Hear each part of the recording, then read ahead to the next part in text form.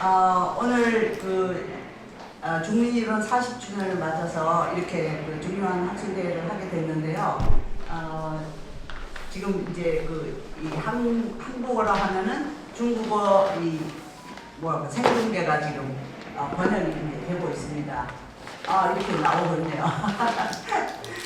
저도 이런 거는 처음인데 하여튼 정말 AI가 눈부시게 발전하고 있는 것 같습니다. 오늘 학술대회는 서울대 사회발전연구소와 중국 난징대학의 유학과 신사회연구소 두 군데서 주최를 하고 중민재단이 후원하는 그런 행사입니다. 그래서 이 두 연구소가 이 기회를 이런 중요한 학술대회를 계기로 MOU를 체결하기로 했다는 그런 소식도 전해집니다. 하여튼 이 뜻깊은 학술대회에 제가 사회를 맡게 돼서 영광이고요. 그러면 우선 서울대 사회발전연구소 임동준 소장님의 개회사를 들어보도록 하겠습니다. 임동준 소장님, 부탁합니다.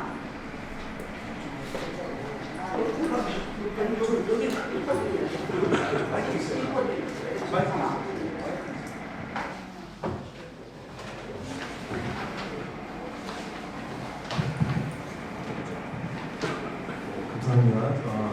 서울대학교 사회발전연구소장을 맡고 있는 임동균이라고 합니다. 오늘 오전 아침 일찍 이렇게 자리를 해주셔서 감사드리고요. 제가 오프닝 어드레스를 영어로 조금 준비해와서 그것을 준비해온 원고를 좀 읽도록 하겠습니다. Distinguished scholars from the Confucianism and New Sociology Institute at Nanjing University and esteemed colleagues from across Korea.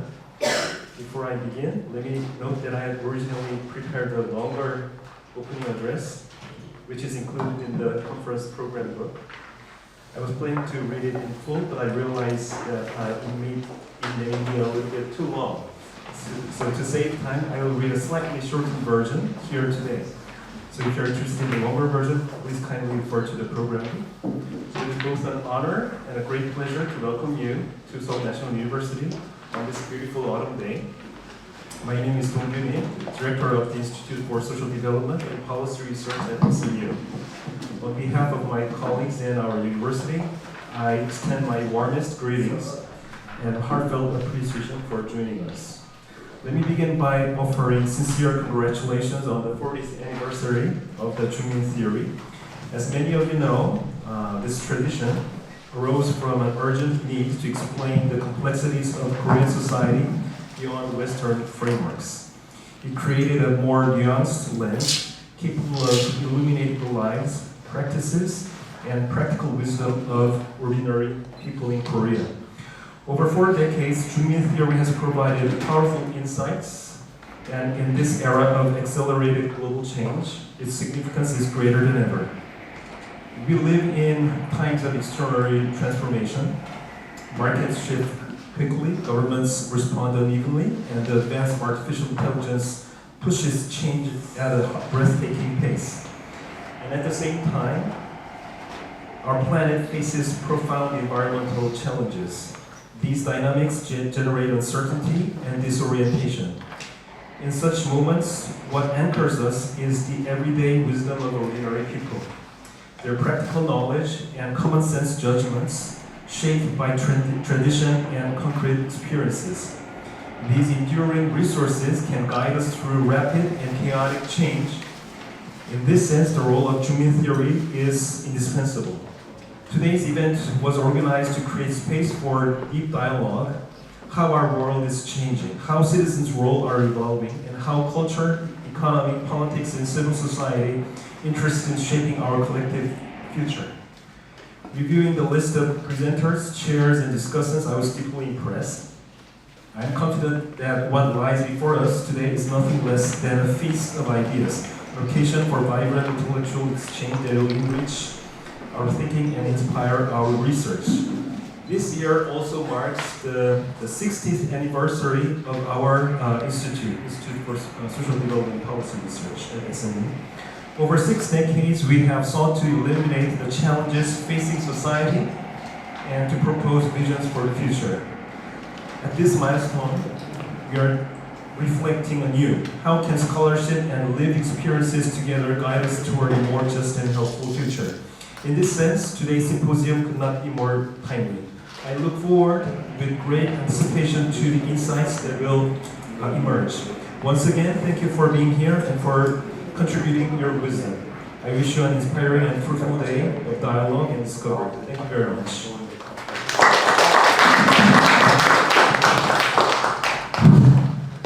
감사합니다, 김동균 선생님. 다음으로는 중국 난징대학의 짜이셰웨이 교수님께서 축사를 해주시겠습니다.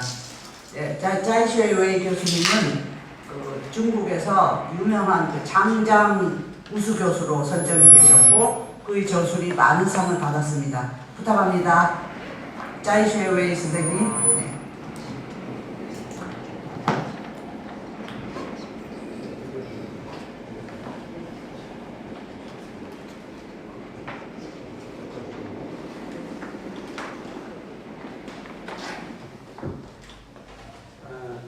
我也准备了英文稿，但是昨天，我们聚会的时候，大家建议我读中文稿，所以我现在在这儿用中文稿来发言。尊敬的韩向正教授及其与会代表，我很高兴能代表我们前来参与的中方学者在这里致辞。我想我们大多数人都是第一次来到这所学校，我愿我们能够在此会议上收获满满，并有机会对韩国做些粗略的浏览与了解。非常感谢韩教授的邀请，为我们提供了这样一次难得的学习的和交流的机会。我们今天能够在此相聚，首先是为了纪念韩向成教授提出的中民理论40周年，而且今天恰逢韩向成教授80岁生日，这都是值得庆贺的事情。2024年12月，南京大学社会学院在韩向成教授夫妇的鼎力支持和资助下，建立了儒学与新社会学研究中心。这个中心仅从名称上就能看到，我们有一个共同的心愿，就是希腊和召集对儒家思想与东亚社会及其现代化有兴趣的学者，共同探讨东亚文明的发展道路，并能形成一种新的探索社会学的视角和理论。众所周知，西方现代化是源发于其自身的文明，而东亚现代化在很大程度上是被迫的、后发的，甚至是跟随西方文明脚步亦步亦趋的照搬过来的。的确，中国在100年前曾分别把现代化称为洋务和西化，甚至是全盘西化。可是当全球现代化发展到一定阶段后，现代化内部出现了分化。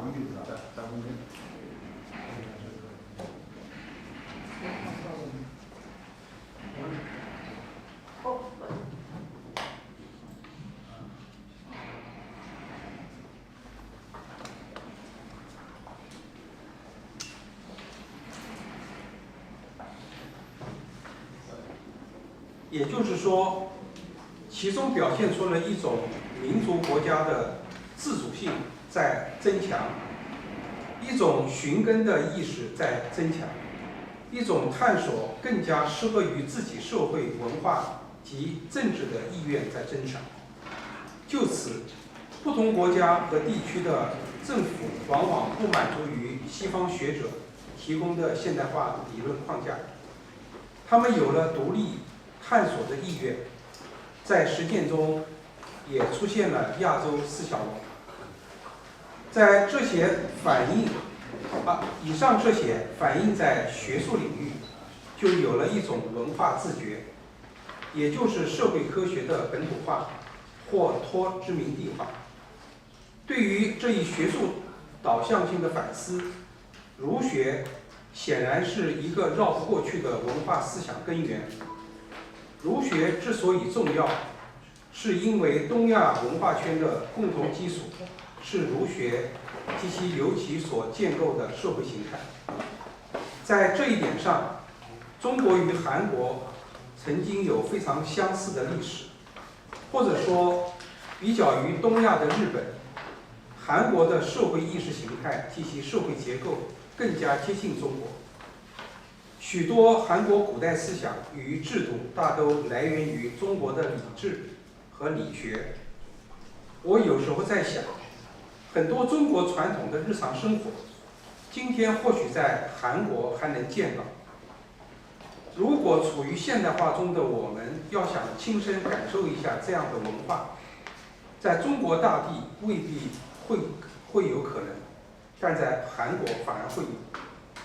我的这点感慨，首先直接来自于我所观察到的南京大学韩国学生之言谈举止，而间接认知则来自于我因为承担一项国家社科基金重大课题——儒家道德社会化路径。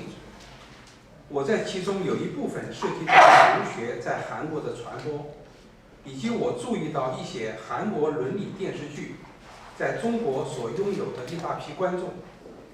尽管我知道，也有韩国人告诉我，其中很多场景和故事都是编撰出来的，未必是现代社会的真实写照。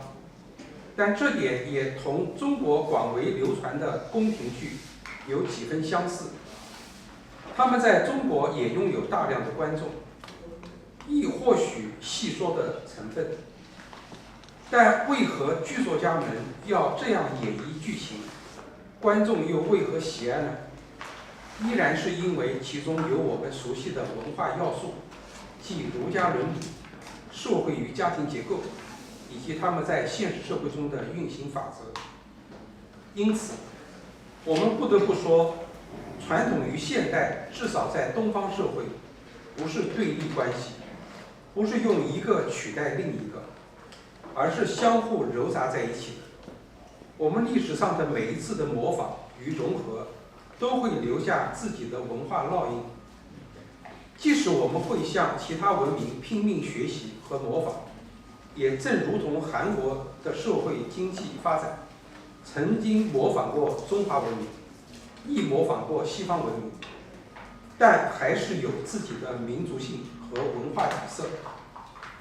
其实，我们今日的一项重要学术使命，也是因为这个复杂的社会格局及其变迁而生的。因为我们想搞清楚这样的社会有什么特征，它们是如何运行的，它们的未来在哪里。我本人读了一点韩教授的著作，我看到他把研究重点放在儒学、社会转型、中产阶级和中民、官僚政治等方面。我还发现，韩教授著作中出现了一些议题，也是我的兴趣所在。比如，他在研究中关注到了集体主义与个人主义的比较、宗族网络、公司观念、官僚权威等，这些都是我研究中国社会时从未忽略过的概念。这点也表明了我们在自己的社会中所关心的议题比较相似，它们都是我们两个社会里面非常重要的部分。当然，我们也有不同点，这就是韩国社会运动中的大学生运动部分，以及由此而延伸出的更多的不同点。韩国学生在校所建立的各个小组活动，让我想到了美国社会学家科尔曼提出的社会资本概念，因为他在表明这个概念含义时所举的例子之一，就是韩国大学生在校的小团体活动及其串联。而我自己也在通过中国人的关系概念，在研究社会资本在中国是否成立的问题。我在很多篇论文中都试图区分关系与社会资本的差异。现在我意识到，这一区分中或许还能够为中国社会运行与韩国社会运行的不同点找到社会学意义上的新的突破口，以便我们有机会深入到微观的社会互动与社会网络结构上去探讨宏观社会学层面看不到的内容。因为我注意到韩教授探讨的话题比较宏观，他的研究理论来源更多的连接到哈贝马斯，或者是因为我本人的社会学研究比较偏向微观，所以我本人对哈贝马斯的理论缺乏研究，又或者中国大陆学界研究哈贝马斯学者比较起研究韦伯、涂尔干、福柯、布尔迪厄、吉登斯等理论大家而言，相对比较薄弱。我认为由哈贝马斯开创的批判理论更显深奥与复杂，内涵他对许多西方传统哲学的继承与批判，也包括在马克思哲学基础上做出的进一步发展。而韩教授对哈贝马斯的熟悉，使他能够把批判理论用于对韩国的政治与社会的批评方面，而在这一方面，我还要补课。本次会议探讨的议题具有比较鲜明的东亚社会色彩，尤其具有韩国社会发展而来的社会学问题意识。这点表明了我们的社会都面临各自问题，我们的参与也是我们向韩国学者学习的机会，也让我们有了以比较的视角来反思中国社会在现代化的竞争中如何推进及其而面临的那些问题。我也相信，因为我们有了南京大学社会学院下面的儒学与新社会学研究中心，将会为我们的长期合作提供良好的平台，并由此而产生出更多的学术成果。最后，我祝愿这次大会圆满成功。谢谢大家。 감사합니다. 그리고 잠깐만 여기 정리해 주시고요. 그 선물 증정식이 있겠습니다. 어디 짱시로이 선생님 하시게 누가 선물 증정식. 오케이. Please come out. We have a small gift to you. 위로 올라.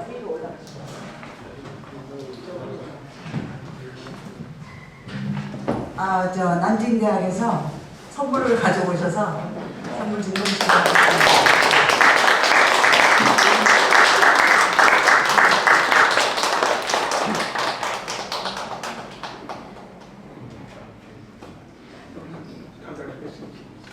감사합니다. 그럼 이어서 한상진 교수님의 기조발제가 있겠습니다.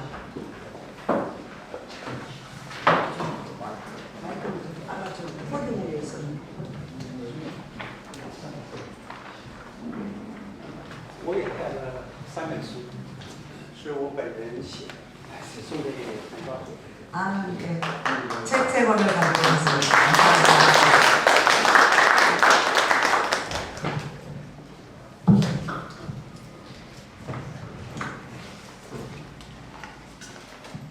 한상진 교수님은 다 잘 아시겠지만 중인 이론을 1980년대에 주창하시고 지금 40년간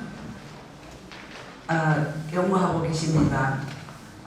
한국정신문화연구원 원장도 하셨고 정책기획위원장도 하셨고 서울대에서 오랫동안 공직하셨습니다. 지금은 명예 교수로 계십니다. 안녕하세요. 만감이 교체합니다. 벌써 잘 들리나요? 네. 잘 들려요? 소리가 40주년이 되어서 만감이 교체합니다. 시간이 좀 지체되고 있기 때문에 빨리 진행을 하고자 합니다. 저희 제목을 보시는 것처럼 세계 사과분과 중년이라는 저기서 40년을 해줘서 제가 40년을 한번 정리를 이번 주에 한번 해봤습니다. 두 가지의 핵심적인 주제를 앞에 내보고자 합니다. 이것은 세계 30대 도시 시민 조사에 결국한 건데요. 여러 가지 특징이 있지만 두 가지. 첫째는 진보는 자신의 정체성을 심각히 상실했다는 겁니다.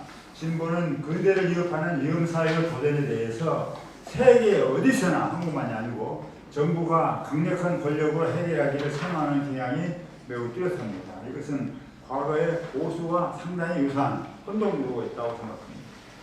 두 번째는 이 포퓰리즘의 위험이 세계 도처에 확산되고 있습니다.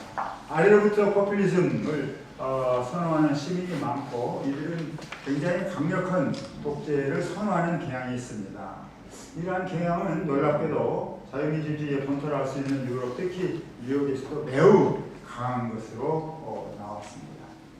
그러면 우리는 과연 지금 어디 서 있나? 이게 오늘 제 생각인데요. 첫째, 우리는 오늘의 양극화 또는 탈바꿈 시에 양극 캠프의 전사로 살 것이냐, 아니면 양극을 넘은 공통세계의 시민이 될 것이냐, 이런 질문이 성립됩니다. 국민은 당연히 이 공통세계의 시민을 가리키는 개념이다, 이렇게 볼 수 있고요. 두 번째는 우리는 과학과 기술로 미래를 낙관하는 근대 시민으로 할 것인가, 아니면 시민의 성찰성으로 위험사회에 대응하는 제2 근대 시민으로 살 것인가, 이런 질문이 제기가 됩니다. 전자는 기술 합리성을 추구하고 후자는 소통 합리성을 추구합니다. 국민은 후자를 호명하는 개념이다, 이렇게 볼 수 있겠습니다. 중민은 여러 가지 조사해보면 중민은 세계 어디서나 넓게 퍼져 있습니다. 한국은 더욱 그렇습니다. 다만 정치가 양극 대립의 진영 논리로 점철되어 있기 때문에 시민 다수의 요구와 큰 괴리를 보이고 있는 것, 이것이 문제다, 이렇게 진단할 수 있겠습니다. 좀 차근차근 보겠습니다. 사회학은 전통적으로 구조와 행위의 연결로 역사적 변동을 설명하려는 학문입니다. 고전부터 현재까지 그런 특징을 공유했습니다. 그런데 사회학이 오늘날 부딪히고 있는 도전과 딜레마는 상당히 큽니다. 왜냐하면 진보가 이끌었던 근대의 파라다임은 무너지고 있는데 그 이후 시대가 매우 불투명하기 때문입니다. 그래도 미래의 전망에 있는 거시적 변화는 다음 그림과 같은 것입니다. 이 그림이 좀 복잡합니다. 이게 근대화로부터 성찰적 근대화로 가는 그런 과정을 영어로 표기하는 건데 이건 넘어가겠습니다. 그러나 중요한 이론은 저는 희망이 있다고 생각합니다. 간단히 보자면, 첫째, 한국은 근대화의 후발주자였으나 권위주의 국가에 의한 산업화에는 굉장히 성공했습니다. 이에 따라서 1980년대에 중산층이 급속히 확산되었습니다.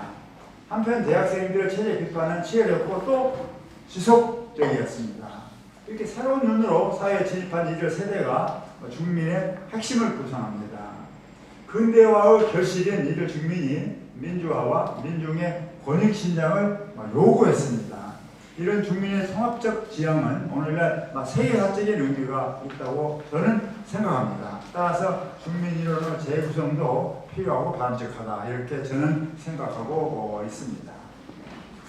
국민 연구를 제가 크게 4단계로 이렇게 나눠서 한번 봤습니다. 1단계, 2단계, 3단계, 4단계 또 설명을 드리겠습니다. 1단계 발전에서는 되게 중산층 연구가 아주 핵심이었고요. 그래서 그 당시에 한편으로는 계급 구조를 보고 계층을 보고 이런 과정에서 중산층이 어느 정도 형성되는가라고 하는 것을 여러 가지 자료를 가지고 국가에서 나온 자료도 있고 저희 자료도 있고 분석을 해보았습니다. 이게 1985년 당시에 중산층은 신중관계급의 약 70%, 구중관계급의 약 40%, 그다음 노동자 계급의 한 20%를 포괄하고 있는 거고, 이런 형성 과정에서 중산층이 얼마나 빨리 증가했는가라고 하는 것을 보여주려고 제 1단계에서는 많이 노력을 했습니다. 그리고 이제 그 당시에 이것에 관해서 민중 논쟁이 굉장히 활발하게 일어났습니다. 예. 하나 보기는 동아일보 87년 2월 18일 날 저희 그 서울대학교에서 가르치셨던 저희 선배님 한원상 교수님하고 저와 논쟁한 걸 동아일보사에서 크게 보도를 했고요. 그 다음에는 이제 조선일보 87년 2월 10일 날 마찬가지로 같은 주제를 가지고 논의하고 있는 것을 보도를 했습니다. 실제로 한원상 교수님하고 저하고 1대1로 만나서 논쟁한 건 아닙니다만 서로 다른 입장에서 글을 발표한 건데 언론사에서 그걸 대중의 관심을 끌기 위해서 아주 적절하게 대비시켜가면서 보도를 했습니다. 가장 큰 것은 조선일보 1988년 6월 7일 보도인데 이때는 굉장히 굉장히 광범위한 한양대학교의 광범위한 모임이었고 이때 이틀간에 걸쳐서 학술대회가 열리는데 그때 이제 저하고 충북대학교 서관모 선생님이 논쟁을 한 것으로 보도를 했고 그래서 이제 이때 말하면 민중지향적인 말하자면 무산 대중이 중심이 되는 어떤 그런 이제 계급을 근거하고 있는 혁명적인 어떤 접근과 제가 가지고 있는 중민적인 접근이 날카롭게 논쟁을 하는 그런 모습으로 사회에 비춰졌습니다. 이게 이제 민중관계 제2단계 논의라고 하는 것은 이미 사회 안에 이제 주민들이 많이 진입해서 정착이 되어 있었고 주민 이론도 어느 정도 근거를 찾는 시기였다고 생각합니다. 여러 가지 저술이 나왔고 이런 걸 통해서 주민 이론이 이제는 이미 사회 안에서 들어가서 활동하고 있는 주민들을 찾아다니면서 또 실태 분석도 하고 자료도 내고 하는 그런 2단계가 이뤘었다 생각합니다. 3단계는 이제 유연사회에 대한 파라다임인데 우리 사회가 외환 위기를 맞이하면서 또 심각한 어떤 위기를 우리가 맞이했고 이럴 때 과연 주민이론을 어떻게 구성할 것이냐라고 하는 것에 대해서 고심을 했으며 여기서 이런 설문을 제가 개발을 했습니다. 사회가 위험에 직면할 때 정부가 공적 권위를 대변하기 때문에 정부 결정을 따라야 한다는 주장이 있는가 하면 위험에 부딪히는 것은 시민이기 때문에 정부는 시민 의견을 존중해서 적절한 정책을 추진해야 한다는 주장도 있습니다. 둘 사이에 큰 격차가 있다면 교환은 어느 쪽에 가깝다고 느끼십니까? 이런 설문을 가지고 이제 광범위한 조사를 했었고 이때 중민은 말하자면 시민 의견을 존중해서 시민의 편에서 문제를 풀어가야 된다라고 하는 그런 견해를 지지하는 사람들이 중민적인 성격을 지니고 있는 것으로 이제 드러났습니다. 그다음에 이런 그 조사의 근거에서 시민 유형을 다시 좀 분류를 해봤습니다. 그때 사회경제적 지위로는 중산층이면서 또는 하류층이면서 또 아까 말씀드린 그런 지향, 유연사회에 대한 지향을 쓴 시민이냐 암충분이냐 하는데 한편으로는 보시듯이 공공시민이라고 하는 개념을 만들 수 있고 다른 한편으로는 국가시민, 또 다른 한편으로는 민중시민, 다른 한편으로는 수능시민 이렇게 네 가지 유형의 시민 유형을 발라가지고 한번 분석을 해보았습니다. 그 결과 상당히 많은 그런 특징이 드러났고 이 공공시민이라고 우리가 여기서 불렸던 사람들이 제가 80년대에 국민이라고 불렸던 사람들하고 상당히 유사한 어떤 성격을 지니고 있는 것이 판명이 됐습니다. 이 마찬가지로 어떻게 시민들을 구분할 거냐 그래서 그것에 근거해서 주민들을 어떻게 더 계승해 갈 것이냐라고 하는 문제가 있는데 한편으로는 사회경제적인 지위가 있고 다른 한편으로는 정치적인 지향이 있어서 정체성의 유형을 아까 말씀드린 것처럼 네 가지 유형으로 구분해서 이 네 가지 유형의 시민들이 여러 가지 쟁점이나 또는 국가적인 과제에 관해서 어떻게 서로 다른 견해를 갖고 있는가라고 하는 것을 밝히는 그런 작업들이 이 단계에서 문제 중에 일어났다 이렇게 생각할 수 있겠습니다. 마지막 4단계는 주민의 가치 지향을 재정립하고 따라서 이걸 통해서 이제 주민 이론의 1차 전환이 일어난 시기라고 볼 수 있는데요.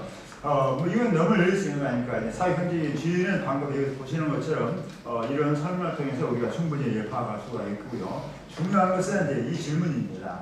사람들은 종종 진보 또는 보수 두 진영으로 나누어 싸웁니다. 이런 상황에서 정치는 어차피 적과 동지의 투쟁이라고 말하는 사람이 있는가 하면 양 진영 간 갈등의 배후에 있는 공통의 세계를 회복하는 것이 정치에서 중요하다고 말하는 사람이 있습니다. 앞으로는 우리가 어떤 방향으로 가야 한다고 생각하십니까? 라고 해서 한편으로는 적과 동지의 투쟁에 충실해야 된다. 다른 한편으로는 갈등의 배후에 있는 공통 세계를 회복해야 된다. 이런 두 개의 견해를 놓고 광범위한 조사를 했고 이것이 이제 세계 시민조사에서 여러 번 한번 검증을 한번 해봤습니다. 그 결과 공통 세계를 회복해야 된다라고 하는 사람이 물론 다수였고 78% 세계 시민에 우리나라도 뭐 굉장히 높습니다.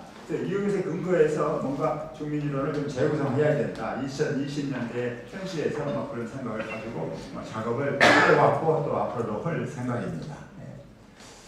그래서 20년대 현주소를 다시 한번 보면요, 이게 특히 이제 코로나19 도전에 관한 건데 제가 이걸 여러분들한테 말씀드리는 것은 중민이론은 한편으로는 이제 이론적인 사유를 우리가 많이 발전해 가지만 다른 한편으로는 여러 가지로 경험적인 어떤 근거를 가지고 우리가 이야기를 해야 되니까 특히 세계 시민 조사라고 하는 것은 굉장히 막강한 자료를 설득력을 보여주는 것이니까요. 그래서 코로나19와 연관해서 제가 의도적으로 계속 물었던 게 이런 것입니다. 의료 기술은 끊임없이 발전해 왔습니다. 그러나 바이러스도 또한 강력한 형태로 변이하고 있습니다. 이런 상황에서 미래를 어떻게 보십니까? 1부터 10까지의 속도에서 귀하의 의견과 가장 일치한다고 생각하느냐 표시해 주십시오. 그래서 한편으로는 미래를 살면 안전해질 것이다. 미래를 살면 불안해질 것이다. 라고 하는 그런 축이 있고 다른 한편으로는 바람직한 삶의 자세는 과학과 기술을 믿는 것이다. 다른 한편으로는 바람직한 삶의 자세는 삶의 불확실성을 깨닫는 것이다. 가장 성찰성 이것을 강조하는 그런 입장을 해서 설문조사를 광범위하게 세계에서 33대 도시를 통해서 조사를 실시했습니다. 그 결과 대충 이렇게 네 가지의 전망이 미래 전망이 나옵니다.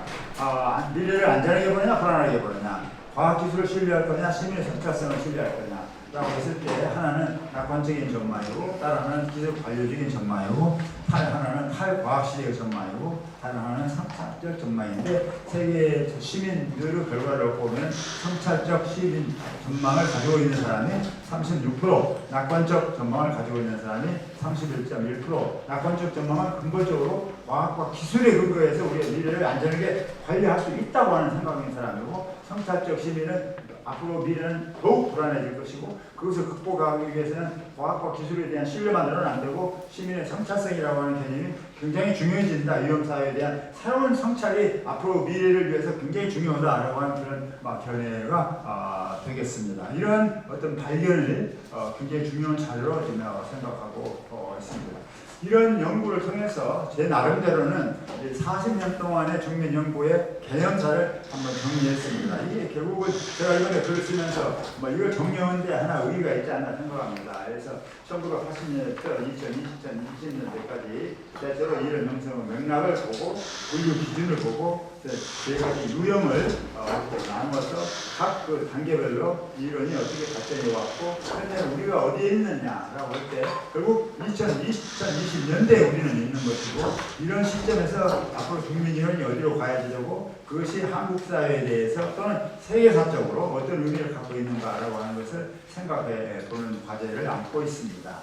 그래서요, 저는 이제 이게 맞는 말입니다. 오늘날 중민 위치를 살펴보겠습니다. 한편으로는 양극 캠프 전사가 되기보다 진영 너머의 공통세계에 살고자 하는 세계의 다수의 시민 다수의 가치 지향을 대변한다. 이렇게 우선 첫 번째 말씀드릴 수 있고요. 다른 하나는 위험사회 현실에서 과학과 기술로 미래를 낙관하는 근대 시민에 머물기보다는 시민의 성찰성으로 위험사회에 대해서는 제2근대 시민의 성격을 표현한다. 이렇게 일단 정리를 한번 해보겠습니다. 이런 시민들은 세계 어디서나 수적으로 다수입니다. 그러나 양극 대립의 진영 논리에 대한 환멸이 매우 큽니다. 그래서 한편으로는 굉장한 정치 개혁이 요구되는 상황이 아니겠느냐 이렇게 보고요.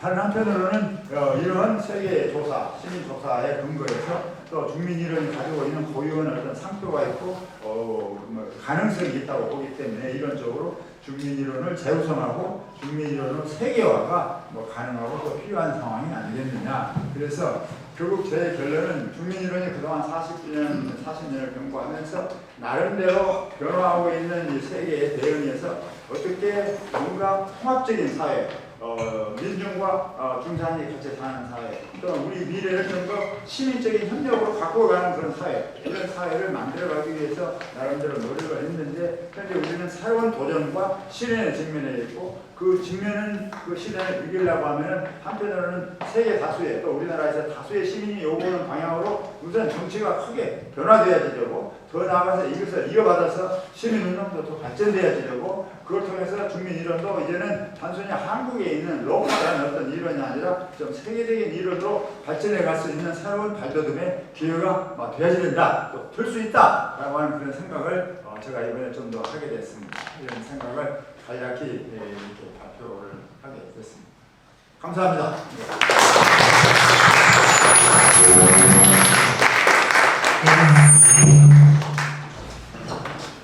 네, 감사합니다. 네, 감사합니다. 한정민 교수님의 그 비료 발제에 대해서는 토론이 없기 때문에 오후에 종합 토론 시간에 의견을 말씀해 주시면 감사하겠습니다. 그러면 이것으로 일부 그 개회식 순서를 모두 마치도록 하겠습니다. 시간을 맞춰주셔서 대단히 감사합니다. 예, 감사합니다.